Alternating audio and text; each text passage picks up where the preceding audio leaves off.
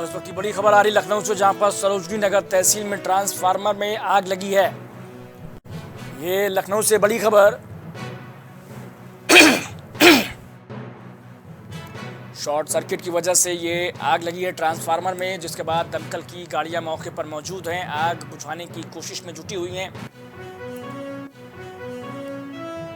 इस बीच लखनऊ से बड़ी खबर, जहां पर पत्नी ने पत्थर से कूचकर अपने पति की हत्या कर दी। बड़ी खबर, रिश्तों का कत्ल, वैशाली एनक्लेव में पत्नी ने की पति की हत्या। ये बड़ी खबर आपको बतला रहे हैं।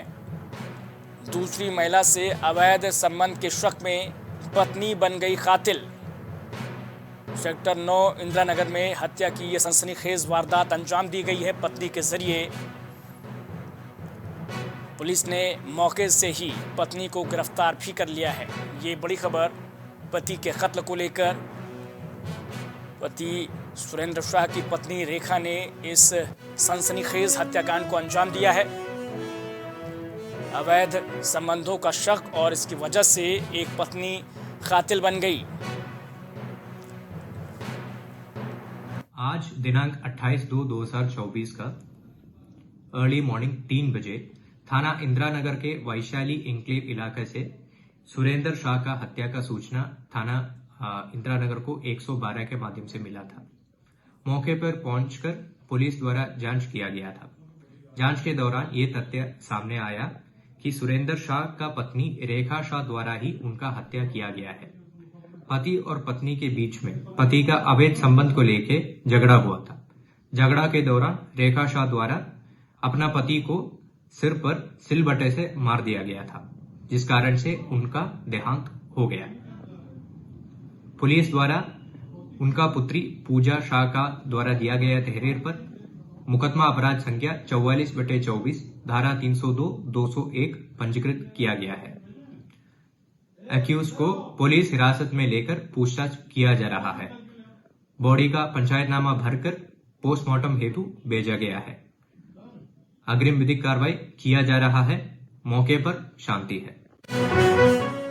इस खबर पर ज्यादा जानकारी के साथ हमारे संवाददाता कलीम जुड़ चुके हैं। कलीम, लव ट्रायंगल का शक और इसकी वजह से एक पत्नी बन गई कातिल, क्या पूरी जानकारी है?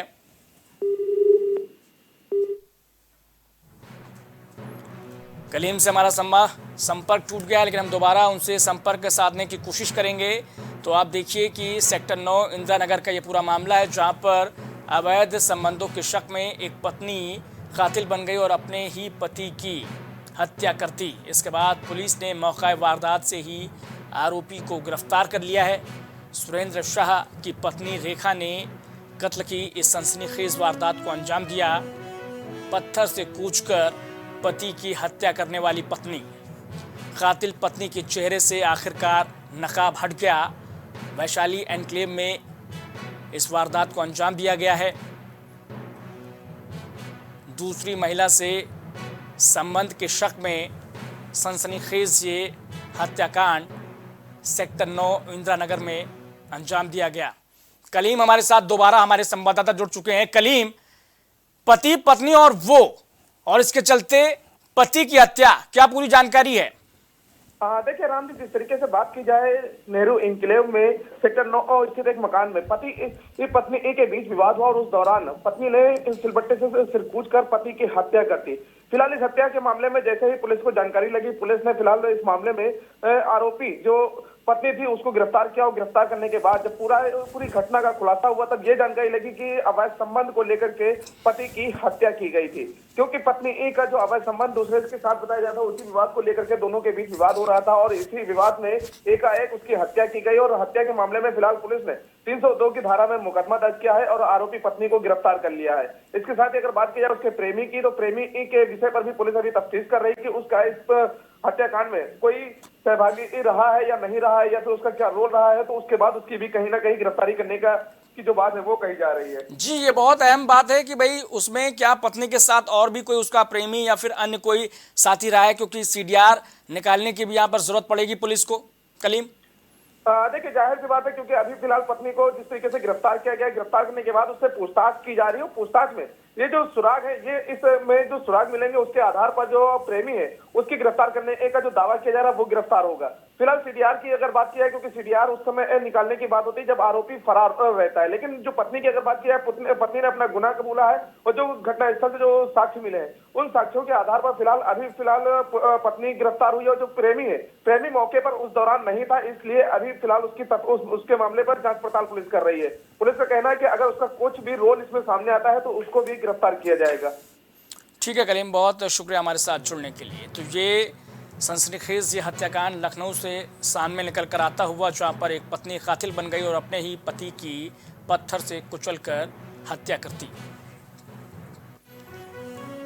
इस बीच एक और बड़ी खबर आगरा से आ रही, जहाँ पर दर्जनों महिलाएं पहुंची हैं एएसपी के ऑफिस। ये बड़ी खबर आगरा से जेई के खिलाफ शिकायत करने पहुंची हैं ये महिलाएं, जूनियर इंजीनियर के खिलाफ। एएसपी ऑफिस में तमाम महिलाएं मौजूद हैं। बिजली चेकिंग के दौरान अभद्रता का आरोप लगा रही महिलाएं। जी हाँ, तस्वीरों के जरिए देखिए, तमाम महिलाएं बा के अलबेलीपुरा गांव की ये महिलाएं हैं और एएसपी कार्यालय में, एसीपी कार्यालय में मौजूद हैं।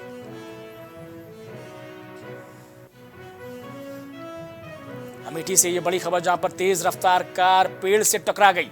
बड़ी खबर देखिए तस्वीर के जरिए किस तरीके से ये तेज रफ्तार कार, 3 लोगों की मौत इसमें हो गई है और 4 लोग घायल भी हैं। पेड़ से टकराने की वजह से ये हादसा हुआ है। नींद आ गई थी कार ड्राइवर को, इस वजह से पेड़ से टकराई कार और आखिरकार रायबरेली के महाराजगंज के रहने वाले ये कार सवार जो है इस हादसे का शिकार हो गए। 3 लोगों की मौत। गौरीगंज थाना इलाके के गोपाला गांव के पास की ये घटना है। 3 लोगों की दर्दनाक मौत बताई जा रही है, 4 घायल हुए हैं इस घटनाक्रम में। तो तेज रफ्तार ये कार पेड़ से टकरा गई। ड्राइवर को नींद आने की वजह से ये दर्दनाक हादसा अमेठी में हुआ है। बागपत से बड़ी खबर आ रही, जहां पर प्रॉपर्टी डीलर की गोली मारकर हत्या से हड़कंप मच गया। बागपत से ये बड़ी खबर, बदमाशों ने प्रॉपर्टी डीलर को गोलियों से भून डाला। ये देखिए बागपत में क्राइम किस तरीके से बेतहाशा इजाफा कर रहा है। बदमाशों ने कार्यालय में घुसकर गोली मारी है। चौधरी यूसुफ बिधोड़ी को ये गोली मारी गई है। प्रॉपर्टी डीलर बताए जा रहे हैं मृतक। निवाड़ा गांव में प्रॉपर्टी डीलर कार्यालय में सनसनीखेज गोलीकांड, और इस गोलीकांड के बाद देखिए कार्यालय पर लोगों का हुजूम उमड़ा हुआ है। पुलिस मौका वारदात पर मौजूद है, लोगों से बातचीत कर रही है। बागपत कोतवाली इलाके के निवाड़ा गांव की ये घटना है, जहां पर पुलिस हर तरीके से इस मामले के तह तक पहुंचने की कोशिश कर रही है, हत्या आरोपियों तक पहुंचने की कोशिश कर रही है। दिन दहाड़े कत्ल की सनसनीखेज वारदात बागपत में अंजाम दी गई है। कार्यालय में घुसकर, प्रॉपर्टी डीलर के कार्यालय में घुसकर यूसुफ बिधोड़ी को गोलियों से भून दिया गया है, जिसके बाद प्रॉपर्टी डीलर की मौत हो गई है। सनसनीखेज गोलीकांड निवाड़ा गांव में अंजाम दिया गया है और अंजाम देते ही बदमाश मौके से फरार हो गए। पुलिस चश्मदीदों की मदद ले रही है कि आखिर कौन लोग थे, कितने लोग थे, और हत्या आरोपियों तक पहुंचने की कोशिश में पुलिस।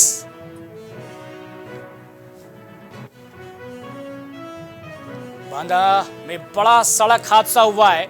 इस वक्त की बड़ी खबर बांदा से आप तक पहुंचा रहे हैं। डिवाइडर से बाइक टकराने की वजह से ये बड़ा हादसा सामने आया है। हादसे में एक ही परिवार के 4 लोगों की दर्दनाक मौत इस हादसे में, और एक ही बाइक पर सवार थे 4 लोग। डिवाइडर पर टकराने से ये दर्दनाक हादसा हुआ है। बाइक से 4 लोग जा रहे थे एक ही परिवार के, और बुंदेलखंड एक्सप्रेसवे के बिसंडा थाना इलाके का ये मामला है, जहां पर बाइक पर सवार एक ही परिवार के 4 लोग डिवाइडर से टकरा जाते हैं और इस हादसे में 4 की दर्दनाक मौत हो जाती है। बुलंदशहर से बड़ी खबर, जहां पर साइबर थाने का शुभारंभ किया गया है। ये बड़ी खबर बुलंदशहर से एसएसपी ने साइबर थाने का शुभारंभ किया है। साइबर ठगी के मामलों को रोकने के लिए साइबर थाने का ये शुभारंभ साइबर अपराधों पर लगाम लगाने के लिए ज़रूरी मदद मिलेगी इस थाने के शुभारंभ के बाद, इसकी शुरुआत के बाद। और ये देखिए बुलंदशहर में जिस तरीके से क्राइम लगातार बढ़ता हुआ नज़र आता है, ख़ासकर साइबर क्राइम। उसके बाद एसएसपी ने साइबर थाने का शुभारंभ किया है और माना यह जा रहा है कि इस थाने की शुरुआत के बाद साइबर अपराधों में लगाम लगेगी। आज यहाँ जनपद बुलंदशहर में माननीय मुख्यमंत्री जी द्वारा वर्चुअली यहाँ के जो नए साइबर थाने का गठन किया गया है उसका उद्घाटन किया गया है। इसके अतिरिक्त जितने भी जनपद के थाने, इन सभी पर साइबर सेल का गठन किया गया है। किसी भी साइबर अपराध की कोई शिकायत होती है तो उसको लेकर के संबंधित अपने निकटतम थाने पर जा सकते हैं, जहां उसे दर्ज किया जाएगा और उसकी विवेचना कराई जाएगी। और जो मुख्यालय पे ये थाना बनाया गया है, इस पर भी कोई भी आकर इस प्रकार की शिकायत कर सकता है। और यहाँ एक बिल्कुल स्पेशलाइज्ड यूनिट तैयार की गई है, जिनको कि साइबर क्राइम को टैकल करने के लिए विशेष रूप से ट्रेन भी किया गया है। और अलग अलग डोमेन एक्सपर्ट्स भी यहाँ पे बनाए गए हैं और इसमें निरंतर प्रशिक्षण भी कराया जाता है, थानों का भी प्रशिक्षण कराया जाता है और साथ ही साथ अवेयरनेस प्रोग्राम्स विभिन्न स्कूल्स और कॉलेजेस में भी इनके द्वारा कराया जाता है। और इस बीच बड़ी खबर आ रही है हमीरपुर से, जहां पर बाइक सवार अधेड़ को डंपर ने कुचल डाला। ये बड़ी खबर, सड़क हादसे में अधेड़ की मौके पर ही दर्दनाक मौत हो गई।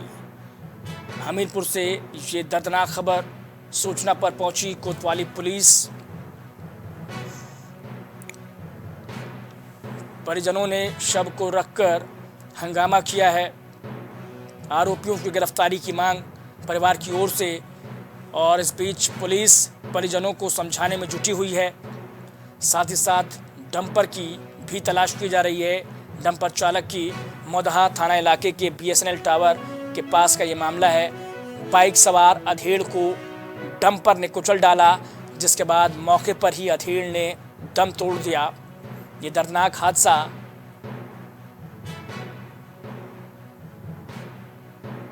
सूचना पर पहुंची पुलिस और मृतक के परिवार वालों को समझाने की कोशिश कर रही है, क्योंकि परिवार वाले शव को सड़क पर रखकर ही प्रदर्शन कर रहे हैं, हंगामा कर रहे हैं। आरोपियों की गिरफ्तारी की मांग, समझाइश में जुटी हुई है पुलिस। कानपुर से इस बीच बड़ी खबर आ रही, जहां पर खाली प्लॉट में मिली है नरमुंड, कंकाल और हड्डियां। क्षेत्र में अफरा तफरी का माहौल। कानपुर से ये बड़ी खबर आप तक पहुंचा रहे हैं। पुलिस मामले की जांच पड़ताल में जुटी हुई है। हड्डियां मिलने के बाद, नरकंकाल मिलने के बाद इलाके में हड़कंप मच गया है। तस्वीरों के जरिए देखिए, बर्रा थाना इलाके के दामोदर नगर के वैष्णो देवी मंदिर का ये मामला है, जहां पर खाली प्लॉट में मिली है नरमुंड, कंकाल और हड्डियां। ये कंकाल, ये हड्डियां, ये मुंड, नरमुंड कितने दिन पुराना है, आखिर किसके जरिए इस वारदात को अंजाम दिया गया है, डेड बॉडी किसकी है, ये सब शिनाख्त करने की कोशिश में पुलिस है। FSL की टीम को भी मौके पर बुलाया गया है। जांच पड़ताल में जुटी हुई है पुलिस के साथ FSL की टीम। और ये पहले तो शिनाख्त करने की कोशिश की, आखिर ये डेड बॉडी है किसकी।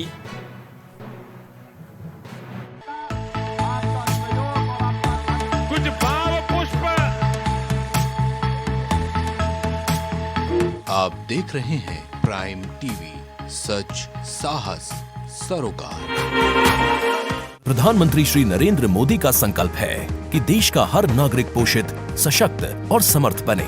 जब पूरा विश्व इस सदी की सबसे बड़ी महामारी कोविड-19 से जूझ रहा था, उस दौरान प्रधानमंत्री श्री नरेंद्र मोदी जी के नेतृत्व में भारत सरकार ने प्रधानमंत्री गरीब कल्याण अन्न योजना का संचालन कर देश के गरीबों की खाद्य सुरक्षा सुनिश्चित की। इसी संवेदनशीलता को जारी रखते हुए आज 80 करोड़ से भी ज्यादा लोगों को मुफ्त अनाज दिया जा रहा है। सभी को